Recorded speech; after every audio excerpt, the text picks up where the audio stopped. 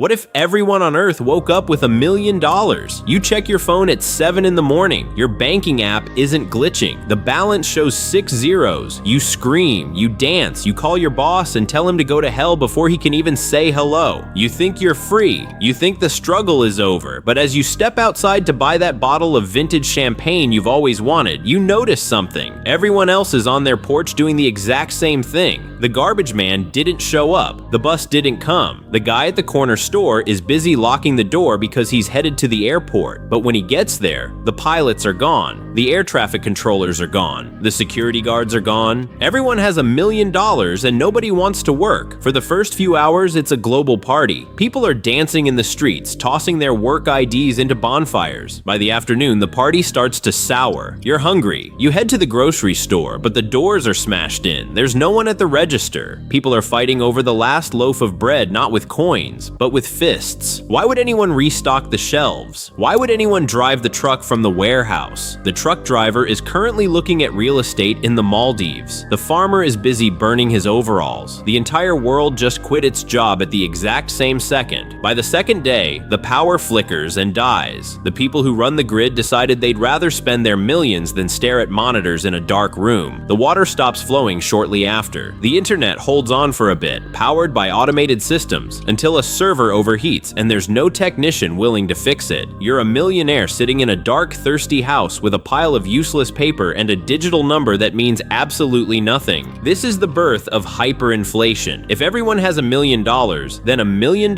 is the new zero. You find a guy who managed to hoard a few cases of bottled water. You offer him $1,000 for one bottle. He laughs in your face. He has $1 million. Why does he need your 1,000? You offer him 10,000. Still no. You realize the terrifying truth. Money isn't wealth. Labor is wealth. Services are wealth. The only way to get that water is to offer him something he actually needs. Your watch, your shoes, your dignity. Within a month, the cities are graveyards of luxury. Ferraris are abandoned in the middle of the road because there's no gas. People are trading diamond rings for cans of peaches. The psychological shift is brutal. You spent your whole life chasing a number, and now that you have it, you've never been poorer. The fear sets in. You realize that for your life to be comfortable, someone else has to be desperate enough to do the jobs you don't want to do. You need the plumber to be hungry enough to fix your pipes. You need the doctor to be motivated enough to see you. Without the threat of poverty, the engine of civilization just stalls and rots. A year later, the world is fractured into small, isolated tribes. We've gone back 200 years in time. The new elite aren't the people with the biggest bank accounts. Those numbers are just ghosts in dead computers. The new kings are the people who know how to grow corn, how to sharpen a knife, and how to defend a fence. You spend your days tilling a small plot of dirt with a hand plow, your hands covered in blisters that never heal. Every night you look at your old smartphone. It's a paperweight now, but you keep it just to look at that screen one last time. $1 million.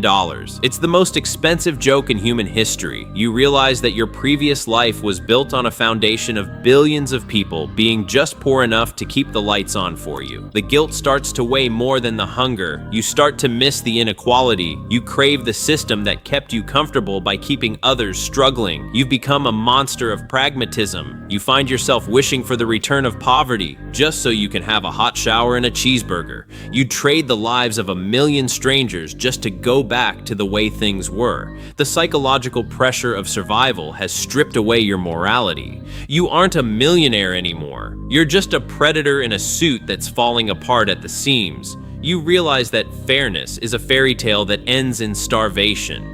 This leads us to a choice that will strip away whatever is left of your ego. Imagine a button is placed in front of you. If you press it, the world goes back to exactly how it was before. The economy resets, the stores are full, and the lights come back on. But to make it work, you have to choose 10 million random people to live in absolute crushing poverty for the rest of their lives to support the system. If you don't press it, everyone stays rich, and the world continues to slide into a dark age of starvation and violence. Do you condemn 10 million strangers to misery to save your own comfortable world, or do you let the species collapse under the weight of its own greed? This isn't a test of your intelligence. It's a look at your moral fingerprint. Dilemmo doesn't care about what you say you believe. It only cares about what you choose when the options are impossible. Most people think they're the hero of the story until they have to pick who dies so they can live. Discover the truth about your own ethics. See who you really are when the lights go out. Download Dilemmo and face the mirror.